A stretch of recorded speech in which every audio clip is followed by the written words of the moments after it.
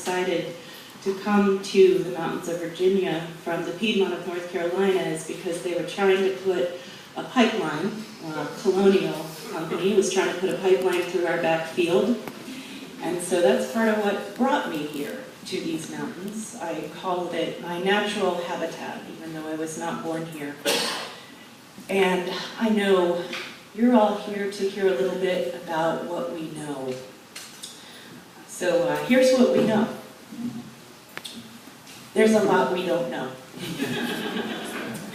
In terms of what lies ahead of us, there's still a lot of things to figure out, to uncover, to research. There's a lot that we don't understand. But here's what we're doing. We're applying our minds, hearts, and shoulders to the task at hand. As far as I'm concerned, the task at hand is keeping the Mountain Valley Pipeline out of Floyd County, preferably out of the entire region, but most certainly this piece of earth we all call home. That task may change.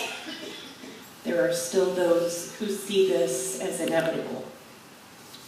Some of you may be here tonight, and though I hope you're wrong, I can also commit to being here even if my best intentions fail, and we must shift our attentions to making this pipeline as safe as possible, rather than keeping it as far away as possible or eliminating it entirely.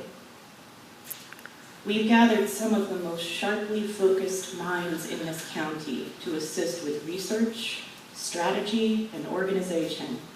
We've allocated tasks, we've sought out effective advice, and we're proceeding with the next steps as they become clear. We've gathered some of the strongest hearts in this county to apply their passion, their empathy, and their support to this project. We've listened, we've gathered landowners' stories, we've set aside the blindness of our wrath in order to find the love and devotion that we have for Floyd County.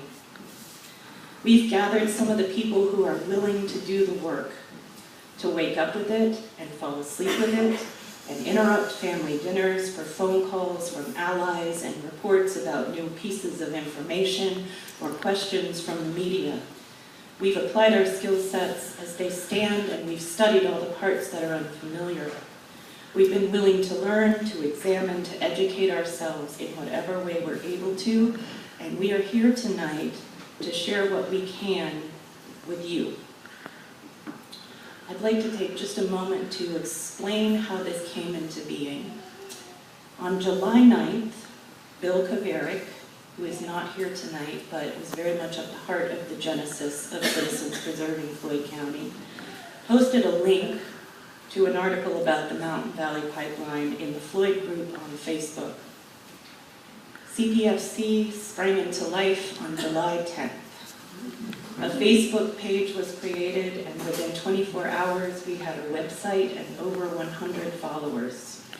We decided to gather on July 17th to organize and share what we were learning with each other. But within just a few days, there was such a huge public outcry for information, we decided instead to present what we had to everyone who could attend. Woody Crenshaw offered the country store as a public meeting place, and we cobbled together a presentation based on what we had at the time. We anticipated something around 30 to 50 votes. 110 showed up. Many expressed shock and outrage. Some had complicated questions with no clear answers. We shared what we could, we gave the best answers we could find, and we did our best to give you, the citizens of Floyd County, a voice. We're a community. We know each other. Though many of us guard our privacy, we also recognize when it's time to be transparent with each other. This is that time. The companies planning this pipeline, NextEra and EQT, have not chosen to be transparent with us. Their corporate structure doesn't lend itself to the kind of dialogue we tend to have here, in line at the grocery store, over coffee before school begins, on the phone with neighbor after neighbor, saying, "Did you get a letter too? Did they call you first?" Have you spoken to a surveyor? What do you think we should do? Over the last few weeks, we've plotted a tentative map based on calls and letters received by landowners. We've communicated with local media, attempting to get the word out to those landowners who might not have access to a computer. And we've examined a few ways to approach this that we hope and trust will work. We've reached out to the corporations proposing this pipeline and asked them for statements, for maps, for any plans they could give us, and they've offered very little and really answered none of our questions. We've identified the local field agent for Coates Field Service, the surveying company hired by EQT and NextEra to perform the preliminary surveys, and asked him to come to our landowner meetings. He told us that he had been advised not to do so. We've reached out to local government, and we've shared resolutions from other counties that have worked to delay, stall, or even prohibit pipelines from crossing their districts. We've examined legal strategies and sought advice from other community groups such as Friends of Nelson, who are currently tackling a pipeline proposed by Dominion to go through central Virginia. And we've reached out to each other.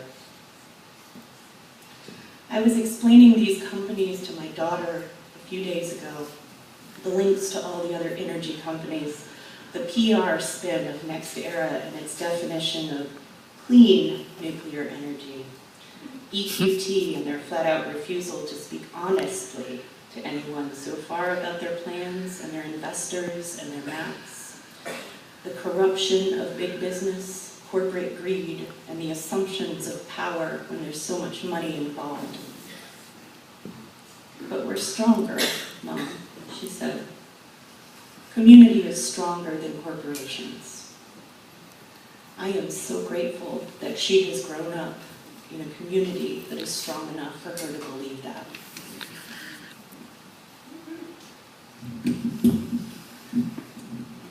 So, here's our sign on the side of the road in Floyd County.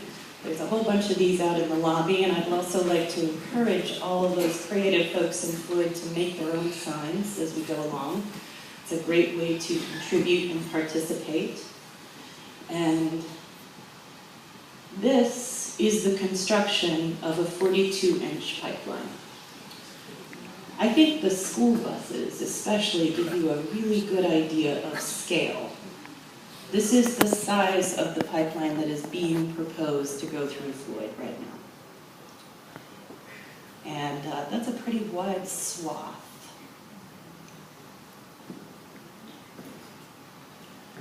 So the Mountain Valley Pipeline was proposed on June 12th of 2014. The open season period ended on July 10th. As far as I know, the first landowner in Floyd County that was contacted on June 30th. So evidently they had decided they had investors by then, and we're beginning the process. It's a 330-mile pipeline. It goes from West Virginia to Pittsylvania County, Virginia, which is right on the North Carolina border.